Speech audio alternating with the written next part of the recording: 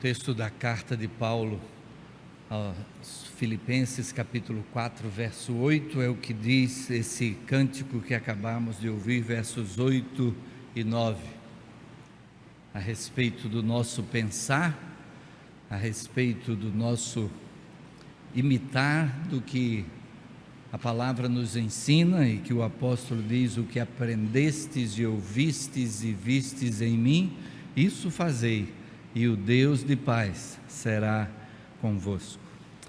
Vamos abrir nossas Bíblias no livro de Atos, capítulo 10, vamos ler os versos de 1 a 8, Atos, capítulo 10, versos de 1 a 8.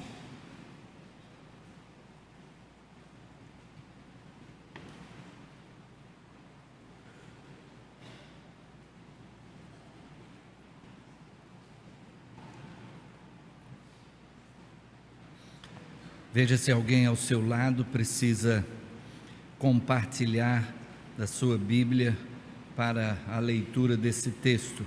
Atos capítulo 10, versos de 1 a 8.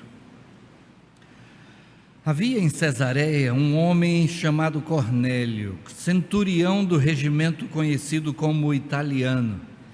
Ele e toda a sua família eram religiosos e tementes a Deus. Dava muitas esmolas ao povo e orava continuamente a Deus.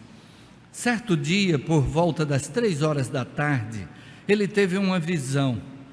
Viu claramente um anjo de Deus que se aproximava dele e dizia: Cornélio. Atemorizado, Cornélio olhou para ele e perguntou: o que é, Senhor? O anjo respondeu: suas orações e esmolas subiram como oferta memorial diante de Deus.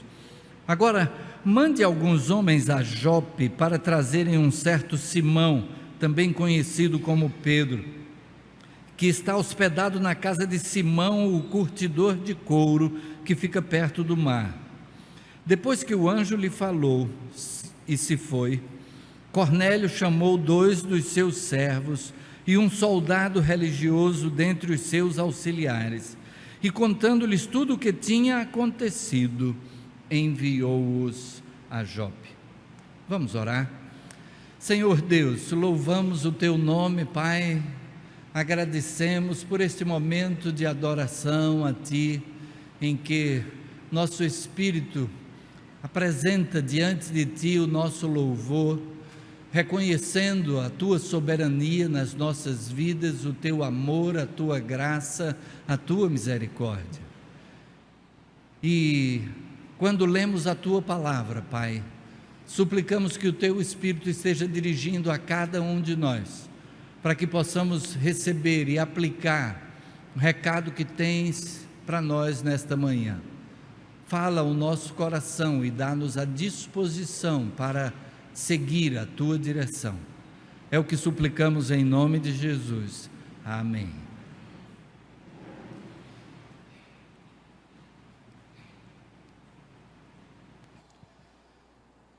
Como temos já dito à igreja, nesta série no livro de Atos dos Apóstolos, destacamos esse título que já tem sido dado a esse livro: Atos do Espírito Santo. Atos do Espírito Santo, porque o Espírito é que moveu os apóstolos em tudo aquilo que está registrado neste livro. No momento desse texto que acabamos de ler, nós temos a igreja num período de transição. O Senhor Jesus havia estado com os seus discípulos durante 3 anos e meio do seu ministério, e depois de morrer, ou ser morto, ser crucificado e ressuscitar, apareceu aos seus discípulos por espaço de 40 dias e foi elevado às alturas, mas deixou uma missão com a igreja. Recebereis poder ao descer sobre vós o Espírito Santo e sereis minhas testemunhas, tanto em Jerusalém como em toda a Judéia, Samaria e até aos confins da terra.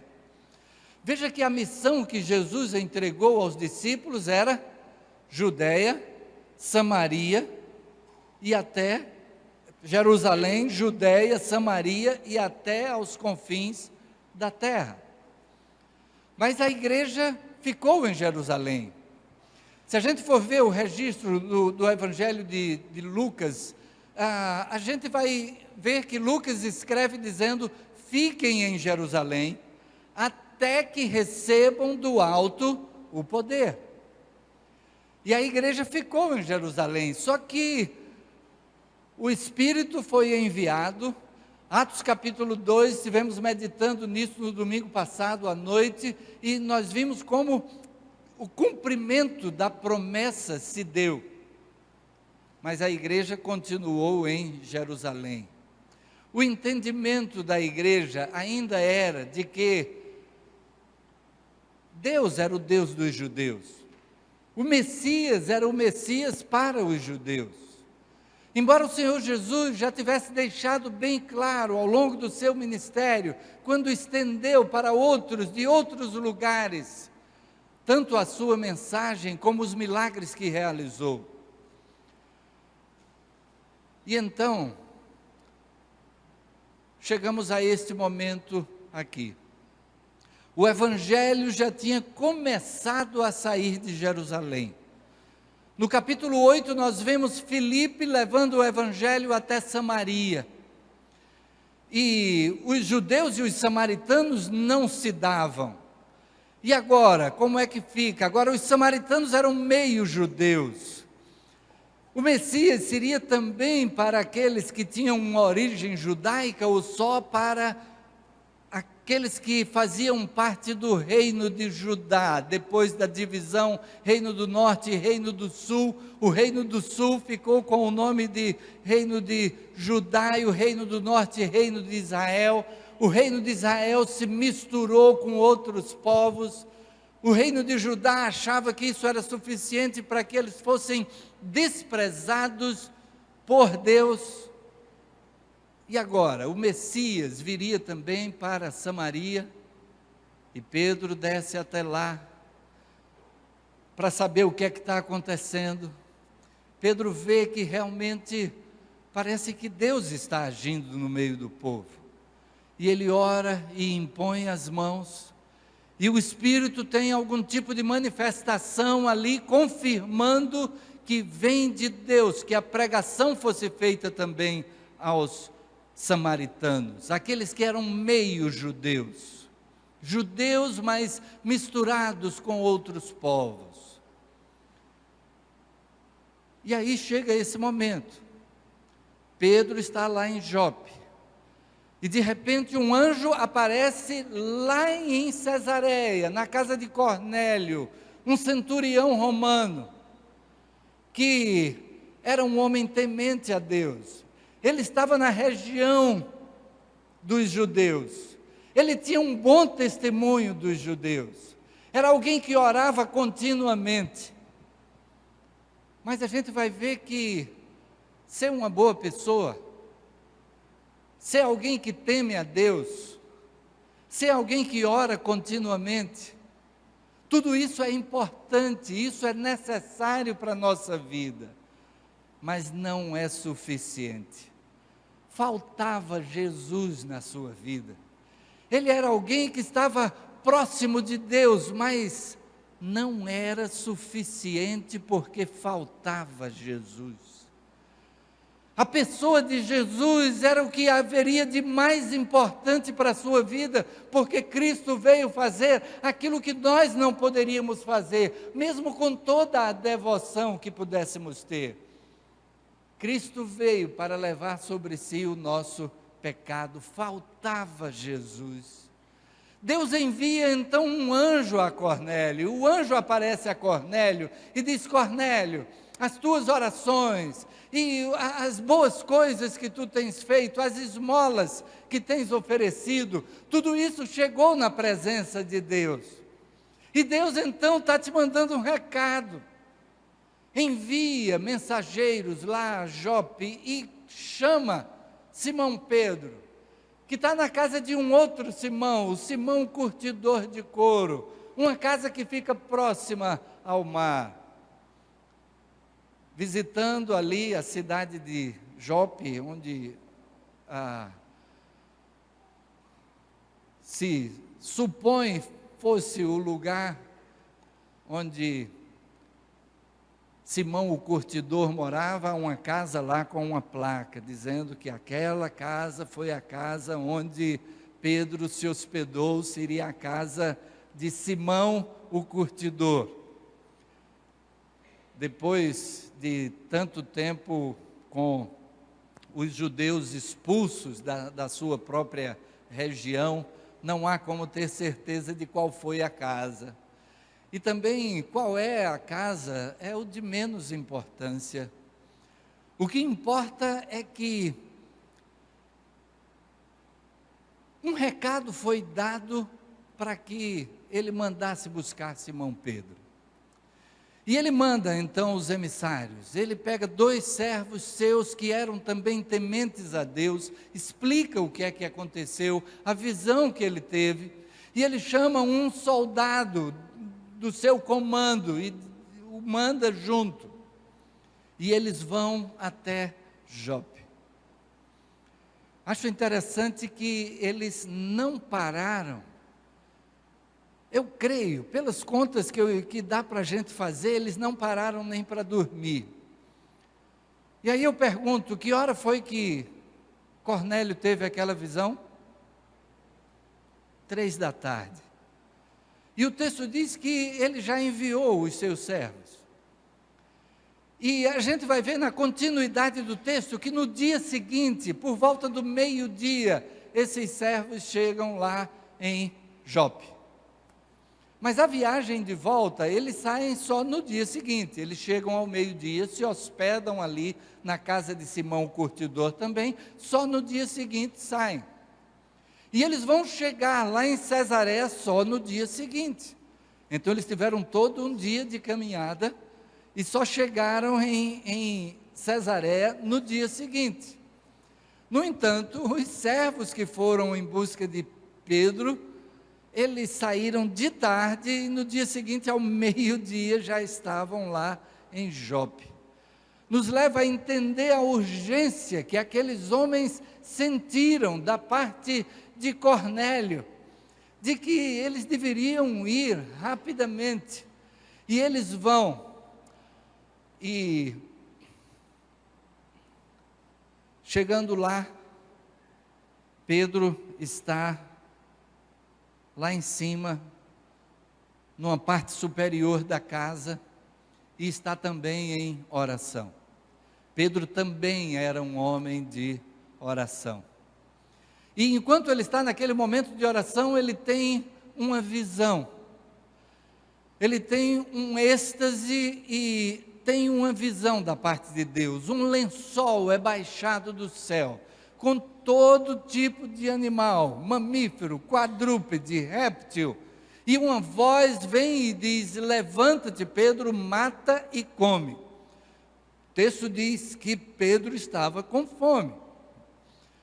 Ele havia já tomado as providências, ou ele, ou Simão o curtidor, que a refeição estava sendo preparada. Enquanto a refeição estava sendo preparada, é que ele tem aquela visão. E a ordem é: levanta-te, Pedro, mata e come. Mas ele diz: não, porque nunca comi coisa comum ou imunda. Para o judeu havia os animais dos quais se poderia comer e aqueles dos quais não se poderia comer. E ali estava toda a mistura com todo tipo de animal. E aquela ordem então é: vai, mata e come. Mas ele diz: não, nunca comi coisa comum ou imunda. Aquela voz então diz para Pedro: não consideres imundo ao que Deus purificou. E essa visão se repete por 3 vezes. E Pedro está então pensativo, qual o sentido dessa visão? Hoje a gente olha para essa visão e a gente sabe que Deus estava ali transmitindo um recado de que Jesus Cristo veio não apenas para os judeus, não apenas para os meios judeus, mas que aqueles a quem Pedro considerava como imundos, os gentios, aqueles que não tinham aquela comunhão com Deus, que não seguiam as orientações de Deus, não apresentavam os sacrifícios, não se afastavam das coisas que estava escrito que deveria se evitar. Mas Pedro, àquela altura, está sem entender o que é que significa aquela visão. E naquele instante, alguém bate a porta. E o Espírito então diz para Pedro: vai com estes homens. E então, aqueles homens procuram por Simão Pedro, e Pedro se apresenta e diz: sou eu que vocês estão procurando. E eles entram, narram que Cornélio mandou buscá-lo, e no dia seguinte eles viajam para Cesareia.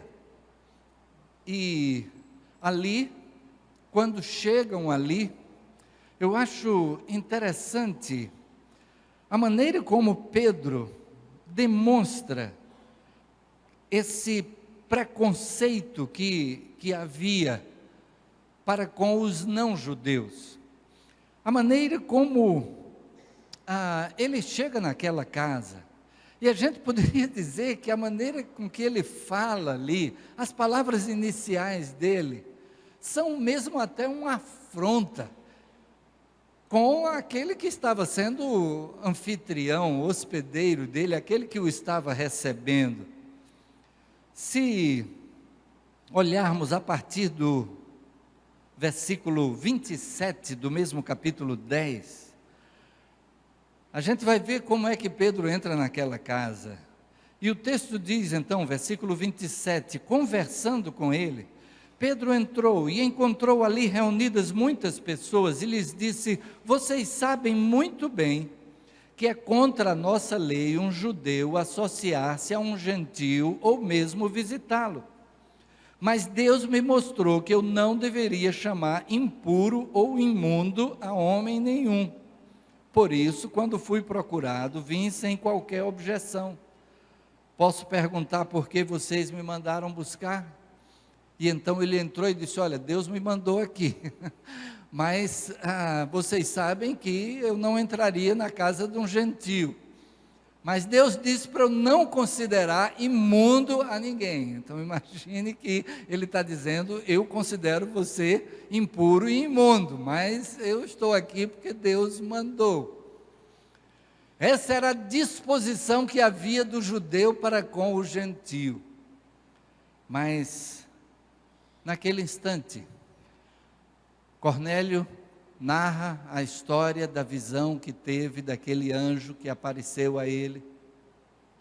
Pedro começa a pregar no nome de Jesus, e ali o Espírito se manifesta também, confirmando que aquela pregação aos gentios era algo que estava na vontade de Deus, nos propósitos de Deus. Aqui a gente tem o cumprimento daquilo que Pedro ouviu do Senhor Jesus Cristo. No momento quando Jesus disse: vós, quem dizeis que eu sou? E Pedro disse: tu és o Cristo, o Filho do Deus vivo. Jesus então afirma: bem-aventurado és tu, Simão, filho de Jonas, porque não te revelou carne nem sangue, mas meu Pai que está nos céus. Também eu te digo que tu és Pedro, e sobre esta pedra edificarei a minha igreja. A pedra, o próprio Pedro vai reconhecer que é Jesus, e a afirmação que Pedro havia acabado de dizer: tu és o Cristo, o Filho do Deus vivo. Na sua primeira carta, Pedro vai dizer que a pedra é Jesus, a pedra fundamental, a pedra angular. E Jesus continua dizendo para Pedro: eu te darei as chaves do reino dos céus. E Pedro é aquele que tem a responsabilidade da palavra. Lá no Atos capítulo 2, no dia de Pentecostes, Pedro tem a responsabilidade da palavra, e ele prega pela primeira vez depois da descida do Espírito Santo aos judeus que estão ali em Jerusalém. Citei Atos capítulo 8, quando Pedro vai a Samaria, e também ele é quem primeiro prega a mensagem do Evangelho, e quando há o derramamento do Espírito ali também sobre os samaritanos. E Pedro é quem prega a palavra também ali em Cesareia, é o primeiro a pregar, e quando há também uma manifestação do Espírito, confirmando aquela pregação, agora aos gentios. E a porta dos céus está aberta para todos, para judeus, para meio-judeus, para gentios. Quando Jesus diz, dar-te-ei as chaves do reino dos céus, não é como nas anedotas em que Pedro está na porta do céu com a chave, para dizer quem entra ou quem não entra, porque a porta já está aberta. A porta está aberta a todo que crê que Cristo é Salvador, que Cristo realizou a sua missão de vir para perdão dos nossos pecados, para pagar pelos nossos pecados, morrendo na cruz em nosso lugar. Queria extrair de todo esse contexto algumas lições. Já tenho dito que aquilo que Cornélio fazia, apesar de ser importante na nossa adoração a Deus, ele era temente a Deus, ele orava continuamente, mas faltava-lhe Jesus. Faltava Jesus. E Jesus é imprescindível. Porque, da maneira como Pedro citou lá em Atos capítulo 4, versículo 12, em nenhum outro há salvação, porque também debaixo do céu nenhum outro nome há dado entre os homens, pelo qual importa que sejamos salvos. As esmolas que fazia também não eram o suficiente, faltava-lhe Jesus. A oração que fazia continuamente, tudo isso é muito positivo, mas o mais importante é Jesus. Faltava-lhe Jesus, ao ponto de que Deus envia um anjo a Cornélio, para dizer para ele, olha, aquilo de que você precisa ainda falta, mande chamar Simão Pedro, ele vai lhe falar a respeito do que há de mais importante para a sua vida, para a sua família. E Cornélio, naquela hora que ele recebe Pedro, o texto diz que ele juntou toda a sua família, amigos, porque aquilo que Deus iria compartilhar com ele, seria importante para si e para as pessoas que estivessem ao seu alcance. Vale destacar aqui também que Deus nos supre daquilo que mais precisamos. No caso de Cornélio, ele precisava ouvir a respeito de Jesus. E Deus então toma a iniciativa. Deus é que envia um anjo a Cornélio. Deus é que envia também uma visão para Simão Pedro, para que ele pudesse cumprir também com o seu papel. Mas a iniciativa foi de Deus no suprimento das necessidades de Cornélio. Quando colocamos a nossa vida nas mãos de Deus, o próprio Senhor Jesus Cristo nos diz, lá em Mateus capítulo 6, de que precisamos buscar em primeiro lugar o reino de Deus e a sua justiça, e ele afirma, as demais coisas serão acrescentadas. Ele havia mencionado quais seriam essas demais coisas. Ele fala a respeito daquilo que realmente é de necessidade. Ele fala a respeito do alimento, ele fala a respeito do vestuário, o que é fundamental para a nossa existência. Aquilo de que de fato necessitamos, ele supre. Podemos lançar sobre ele a nossa ansiedade, porque ele tem cuidado de nós. O salmista vai dizer, fui moço, hoje sou velho, nunca vi o justo desamparado, nem a sua descendência a mendigar o pão. Ele supre as nossas necessidades. Às vezes com alguma coisa que nós podemos fazer. Nessa experiência aqui, o anjo disse para Cornélio: mande chamar Simão Pedro, e ele imediatamente o faz. De repente, Deus diz a nós algo que precisa ser feito para o suprimento de uma necessidade. Mas, ao mesmo tempo, Ele toma iniciativas que estão para além de nós. E Ele vai até Pedro, e Ele já fala a Pedro, para que Pedro siga com aqueles homens. Ao receber um convite para ir na casa de um gentio, Pedro talvez dissesse imediatamente: não, espera aí, eu não entro na casa de um gentio, eu não vou sair daqui para ir falar na casa de um gentio.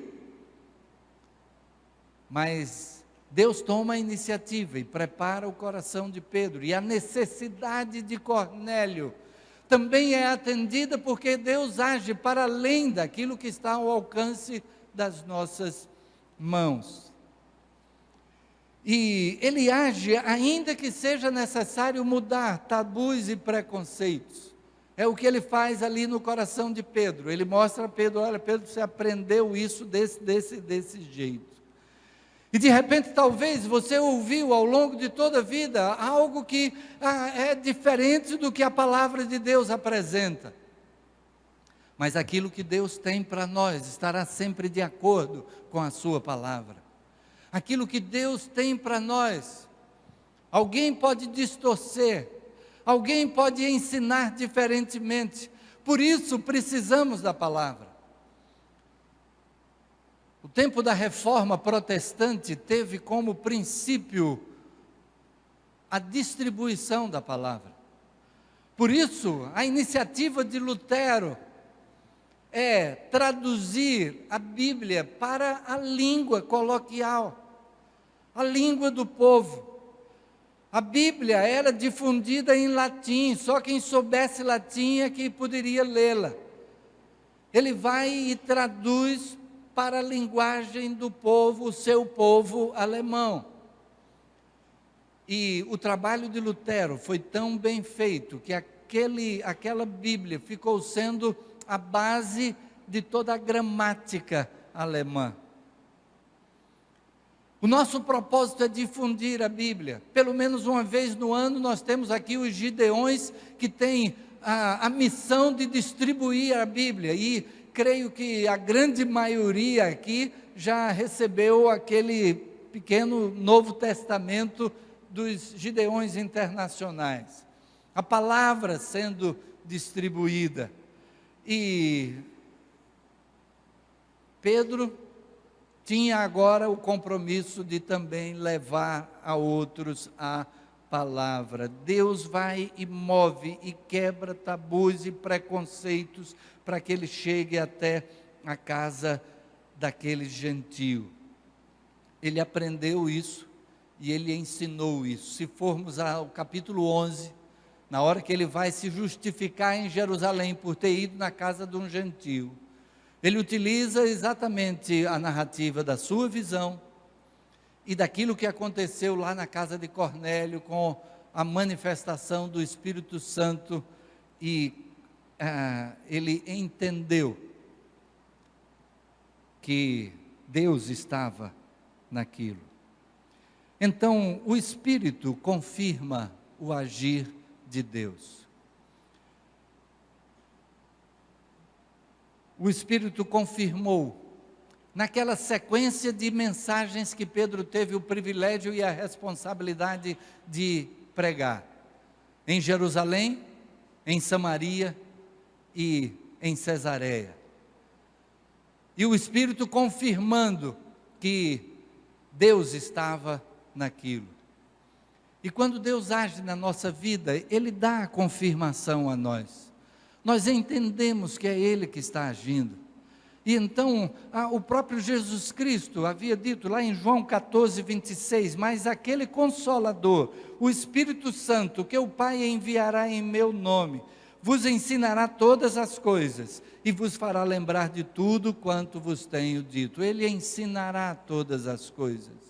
Ele estará mostrando no coração de cada um que já recebeu a Jesus como Salvador, que já tem o Espírito Santo residindo no seu interior, aquele que nos convence do pecado, da justiça e do juízo, aquele que no momento em que enfrentamos uma tentação, é aquela luz vermelha que acende diante de nós, dizendo: o caminho não é esse, para que possamos evitá-lo. O apóstolo Paulo, escrevendo aos Coríntios, na primeira carta, ele vai dizer que Deus não nos deixa tentar acima do que podemos, mas com a tentação Ele dá também o escape para que a possamos suportar. Nessa hora que a luz vermelha acende, a gente tem a oportunidade de evitar o pecado. E alguém mencionou recentemente a expressão de que o domínio próprio é o freio que nos faz evitar o pecado. É aquela hora em que, ao invés de pisar no acelerador, a gente tem que pisar no freio. E então recuar. A gente precisa então se afastar. Todos nós somos falhos. A palavra de Deus diz que se alguém diz que não comete pecado, faz Deus mentiroso e a sua palavra não está em nós. Mas a nossa caminhada é exatamente para seguir o exemplo de Jesus, sermos mais parecidos com Jesus. E então o Espírito fala no nosso dia a dia, confirmando aquilo que Deus vai realizando na nossa vida. E à medida que fazemos da mesma maneira que Cornélio fazia, que Pedro fazia, de termos um tempo especial em oração diante dele, onde colocamos diante dele o que são as nossas necessidades, e ele vai nos trazendo a orientação. A gente lê a palavra e de repente um texto na palavra salta aos nossos olhos, dentro do contexto em que estamos inseridos, e aquilo então nós sabemos que é Deus falando ao nosso coração. Nessa experiência de Cornélio, está a abertura da porta do Evangelho que chegou até nós. A importância desse evento, mas ao mesmo tempo fala a respeito daquilo que é a nossa vida diante de Deus no nosso dia a dia. A respeito daquilo que Deus deseja fazer na nossa vida, no nosso dia a dia. De que a nossa vida não é simplesmente nossa vida, mas que Deus tem algo para nós a cada dia.